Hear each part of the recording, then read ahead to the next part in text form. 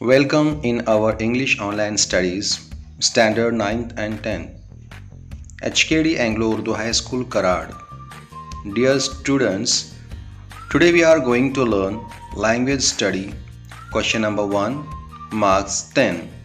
So let's see in detail the question number 1. Question number 1 में दो section होते हैं A और B. A सेक्शन को 8 मार्क्स होते हैं और B सेक्शन को 2 मार्क्स. इस तरह से टोटल 10 मार्क्स का ये क्वेश्चन नंबर 1 होता है. क्वेश्चन नंबर 1A में 6 क्वेश्चंस पूछे जाते हैं जिसमें से हमें एनी 4 अटेम्प्ट करने होते हैं. आइए क्वेश्चन नंबर 1A का सब question 1 number, complete the following words by using correct letters. ये सवाल कुछ इस तरह से है.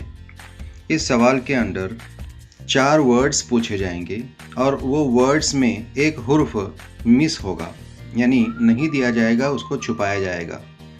तो हमें उस डैश को मुकम्मल करना है. जिस तरह से 1 नंबर देखिए, COR-ER. ये डैश में क्या आता है, इसका मीनिंगफुल वर्ड क्या बनता है, हमें ऐसे ये चारों वर्ड्स के मिसिंग लेटर को मुकम्मल करके ये वर्ड को मुकम्मल करना होता है. इसके लिए 2 मार्क होते हैं. आइए इनके आंसर्स को देखते हैं. COR-ER यानी corner, focus, health and last one traffic. इस तरह से ये सवाल नंबर 1 मुकम्मल हो गया जो 2 मार्क के लिए होगा. उसके बाद 2 नंबर सवाल, put the following words in alphabetical order, जो 2 मार्क्स के लिए है. इसमें 2 सवाल पूछे जाएंगे. नंबर 1, कुछ वर्ड्स दिए जाएंगे जिन्हें हमें अल्फ़ाबेटिकल ऑर्डर में लगाना है. जिस तरह से यहाँ पर दिया हुआ है, फ्रंट, बेगर, एंशियंट, अर्थ. और सेकंड वन है knocking, kidnap, knitting, killed. First number में ABCDE अगर हम ऐसे देखेंगे तो एंशियंट A ये 1 नंबर आएगा. उसके बाद B बेगर, उसके बाद में C नहीं है, E आएगा डायरेक्ट, अर्थ, और लास्ट वन फ्रंट. दूसरे क्वेश्चन में सारे वर्ड्स K से शुरुआत हुए हैं. ऐसी हालत में हमें सेकंड हुर्फ की तरफ देखना होगा. अगर सेकंड हुर्फ भी सेम हो तो हम थर्ड हुर्फ की तरफ जाते हैं. इस तरह से अल्फ़ाबेटिकली जो हुर्फ पहले आएगा वो वर्ड को हम जो है पहले लेंगे, उसके बाद में उसके आने वाले वर्ड्स को लेंगे. इस तरह से हम ये दूसरा सवाल मुकम्मल करेंगे. आइए अब हम इसके आंसर्स देखते हैं. देखिए, एंशियंट A से शुरुआत है, बेगर, अर्थ, फ्रंट. उसके बाद में किडनैपिंग, किल्ड, निटिंग, नॉकिंग. इस तरह से ये अल्फ़ाबेटिकल वर्ड्स क्वेश्चन नंबर 2 मुकम्मल हो गया जो 2 मार्क्स के लिए होगा. Question number 3, punctuate the following. यहाँ पर 2 सवाल दिए गए हैं जो 2 मार्क्स के लिए हैं. आप इन सवाल को पढ़ सकते हैं. इनमें क्या कमी है आप यहाँ पर गौर से देखिए. She smiled, a beggar changed my life. What's your opinion on the future of Indian boxing, asked the interviewer. ये सवाल को या इस जुमले को किस तरह से पढ़ना है, क्या इसके अंदर कमी है, कॉमा, फुल स्टॉप, सवालिया निशान या ताजुबिया निशान, जो भी कमियां हैं उसको यहाँ पर हमें मुकम्मल करना है. उसे कहते हैं पंक्चुएशन मार्क्स. यहाँ पर पहले जुमले में शी स्माइल्ड, आपको इसमें कुछ कमी लग रही है. शी का एस ये कैपिटल नहीं है जो हमें यहाँ पर कैपिटल करना है. स्माइल के बाद में एक कॉमा नहीं है और उसने जो अल्फाज कहे हैं उसको इन्वर्टेड कॉमाज में लिखना है. अ बेगर चेंज माई लाइफ. और आखिर में फुल स्टॉप भी नहीं है जो हमें यहाँ पर मुकम्मल करना है.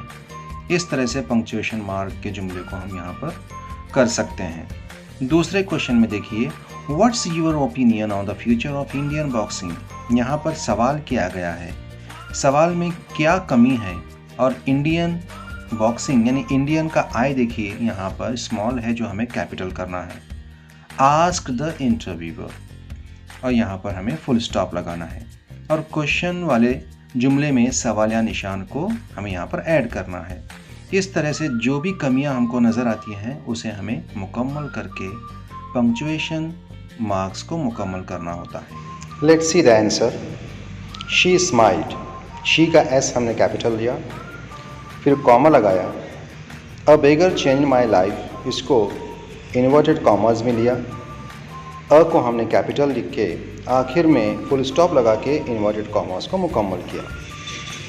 सेकंड वन, सवालिया अंदाज में इसको पूछा गया है, what's your opinion on the future of Indian boxing. इसको हमने सवालिया अंदाज में लिया है और इंडियन का आई हमने कैपिटल लिया हुआ है और व्हाट्स का एपोस्ट्रोफी एस लेके इस सवाल को हमने जो है सवालिया अंदाज में मुकम्मल किया। आखिर में किसने पूछा उसको हमने मुकम्मल किया। Asked the interviewer, full stop. Let's see the sub question 4। Make 4 words minimum of 3 letters each using the letters in the word unbeatable। हम unbeatable इस वर्ड का इस्तेमाल करते हुए हमें 4 मीनिंगफुल वर्ड्स बनाने हैं और इस अनबीटेबल वर्ड्स में से कम 3 लेटर्स को हमें पिक करना है, यानी उठाकर नए वर्ड में डालना है। आइए वर्ड्स को देखते हैं। एबल, अनेबल, टेबल, ईट। इस तरह से अनबीटेबल में से हमने कम 3 लेटर्स को उठाकर एक नया मीनिंगफुल वर्ड बनाया। इस तरह से क्वेश्चन नंबर 4 जो 2 मार्क के लिए पूछा जाता है हम बहुत ही आसानी से कर सकते हैं। Sub question 5, write the related words as shown in the example. एक वेब दिया जाएगा, उस वेब के दरमियान में एक वर्ड होगा, या तो वो नाउन होगा या तो एडजेक्टिव होगा। यहाँ पर वाटर ये नाउन है और कूल एडजेक्टिव है। ठीक इसी तरह से इस मिसाल की मदद से वाटर से रिलेटेड जो सिफात हैं हमें यहाँ पर लिखना है, जिसे हम एडजेक्टिव कहते हैं।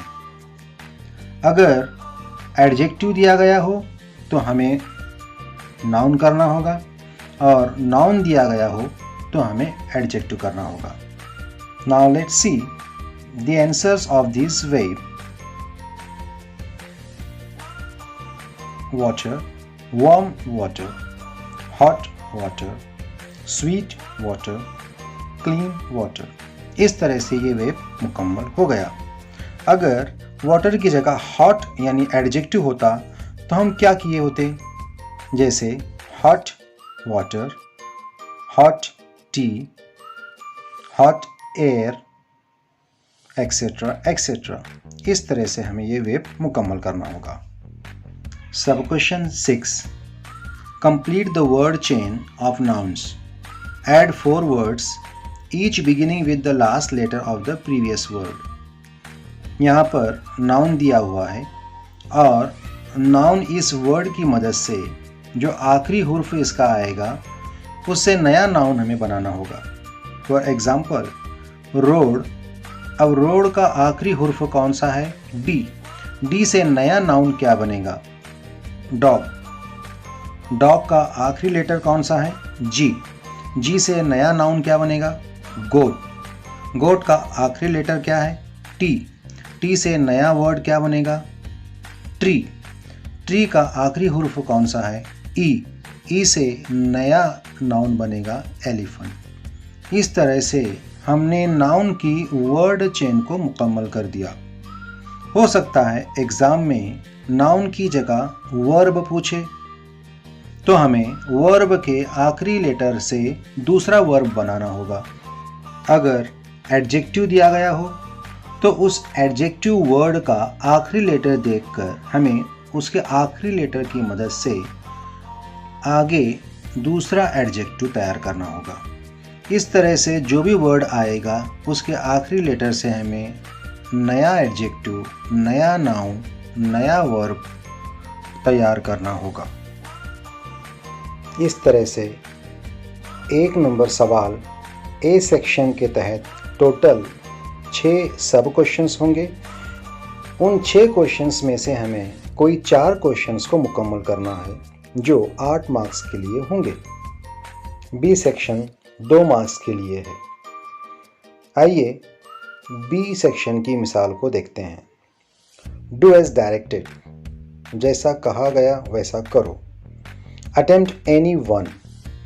ए, make a meaningful sentence by using the phrase to be known as. इसमें मुहावरा दिया गया है, उसको हमें अपने जुमले में इस्तेमाल करना है। जैसे यहाँ पर टू बी नोन एज को जुमले में इस्तेमाल करके दिखाया गया है। Rahil is to be known as the good boy of our school. Rahil हमारे स्कूल का अच्छा बच्चा जाना जाता है। इस तरह से हम अपने अल्फाज में इस मुहावरे को इस्तेमाल कर सकते हैं। या इसी बी सेक्शन का दूसरा हिस्सा, add a clause to the following sentence to expand it meaningfully.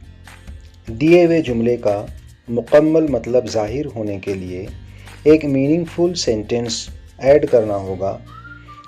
इस तरह से एक मीनिंगफुल जुमला मुकम्मल हो जाएगा। जैसे this is the school where I am studying. ये वो स्कूल है जहाँ पर मैं पढ़ाई कर रहा हूँ। पहले जुमले में सेंटेंस ज़माने हाल में है, इसलिए हमने उसको मज़ीद जोड़ते हुए ज़माने हाल का ही इस्तेमाल किया हुआ है। जैसे हमने यहाँ पर आई एम का इस्तेमाल किया है, यानी इज़ बराबर है एम के। अगर यहाँ पर वॉज होता तो हम वॉज का इस्तेमाल किए होते। इसी बी सेक्शन का 2 नंबर सवाल, जिसमें 2 सब क्वेश्चन होंगे और हमें इन 2 सब क्वेश्चंस में से एक को मुकम्मल करना है जो 1 मार्क के लिए होगा। देखिए, attempt any one. A, add a prefix और suffix to make new words. यहाँ पर 2 वर्ड्स दिए हुए हैं, हमें या तो प्रीफिक्स ऐड करना है या सफिक्स ऐड करना है। ये प्रीफिक्स और सफिक्स क्या है? उर्दू में हम इसे साबका और लाहका कहते हैं। प्रीफिक्स, प्री यानी पहले, जो रूट वर्ड होता है उसके पहले अगर हम कुछ अल्फ़ाबेट्स ऐड करते हैं तो वो प्रीफिक्स कहलाता है। और सफिक्स, रूट वर्ड के आखिर में अगर हम कुछ ऐड करते हैं तो वो सफिक्स कहलाता है। जैसे care, careful, carefully, healthy, unhealthy. इस तरह से ये लाहका और साबका हमने ऐड किया और ये जो है केयरफुली, अनहेल्दी इस तरह से बन गया। B, make a meaningful sentence using any one of the following words. नीचे दिए हुए वर्ड्स की मदद से हमें कोई एक बा मतलब जुमला तैयार करना है जो बहुत ही आसान सा है। Care, healthy. अब केयर का इस्तेमाल हम जुमले में किस तरह से करेंगे? My mother takes care of our home. या हेल्दी का, Raju is a very healthy boy. इस तरह से ए और बी, इन दोनों में से हमें कोई एक करना होगा जो 1 मार्क के लिए पूछा जाएगा। Thank you.